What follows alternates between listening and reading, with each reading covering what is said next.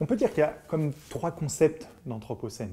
Un concept systémique, un concept géologique, avec une importance voilà, au fondement stratigraphique, et puis un troisième type de concept qui vient des sciences humaines, sciences sociales, philosophie, etc.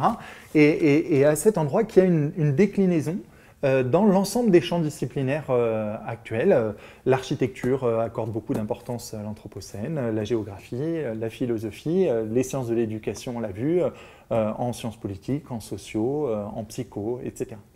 Et chacun va, à partir de sa tradition disciplinaire, s'approprier ce nouvel outil conceptuel pour penser nouvellement les thématiques que ces champs disciplinaires avaient l'habitude de travailler.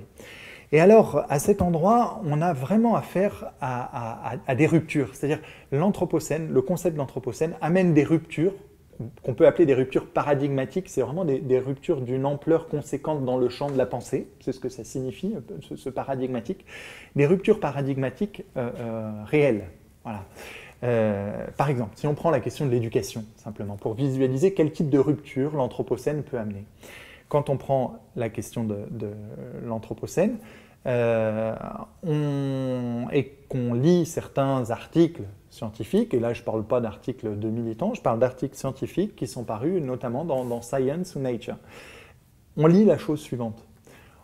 On a quelques décennies, et certains nous disent même pas plus de 2, pour pouvoir réduire de façon considérable l'empreinte environnementale actuelle, et notamment autour de la question des émissions de gaz à effet de serre des activités humaines, pour éviter que le système Terre n'entre dans un emballement dont on sait qu'il ne se stabiliserait pas avant plus 5 degrés de réchauffement climatique. Ça ne veut pas dire qu'on aura plus 5 degrés de réchauffement moyenne à la surface du globe dans 20 ans, mais ça veut dire que si on ne fait pas attention, dans 20 ans, les limites seront franchies qui conduiront à la fin du siècle, à peu près, en termes d'horizon temporel, à un réchauffement climatique inexorable de plus 5 degrés. Alors quand on prend ces questions-là, et certains articles nous disent même 10-20 ans, et qu'on sait qu'en éducation, il nous faut à peu près 30 ans pour éduquer une femme, un homme, voilà, à être ensuite un citoyen responsable dans la société, ben on se dit, mais en fait, on ne peut pas. Avec 10 ans, on prend quelqu'un qui a 0 ans, 10 ans plus tard, il en a 10, qu'est-ce que vous voulez qu'on fasse? On peut pas pratiquer l'éducation et on ne peut même pas penser les questions éducatives avec des temporalités aussi étroites. Donc d'une certaine façon, l'Anthropocène peut amener comme l'anéantissement de la raison même de penser l'éducation.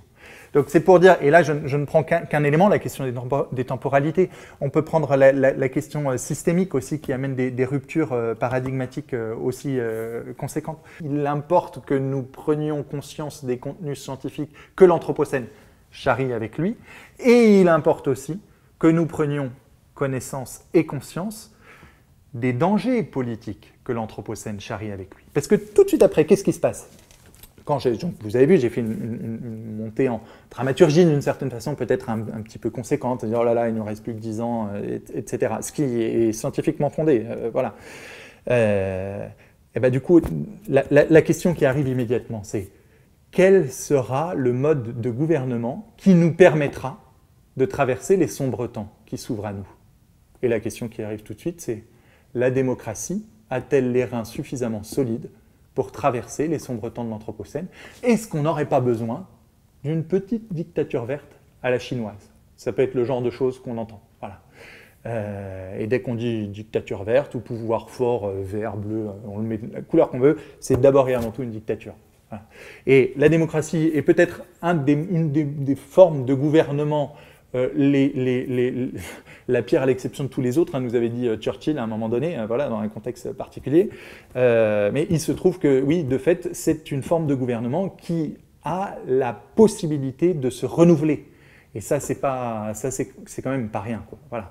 Et donc, un des gros enjeux des sciences sociales, d'une certaine façon, et puis là on peut dire de la sphère vraiment citoyenne, politique, etc., c'est de ne pas cesser d'approfondir et de travailler et de radicaliser notre démocratie.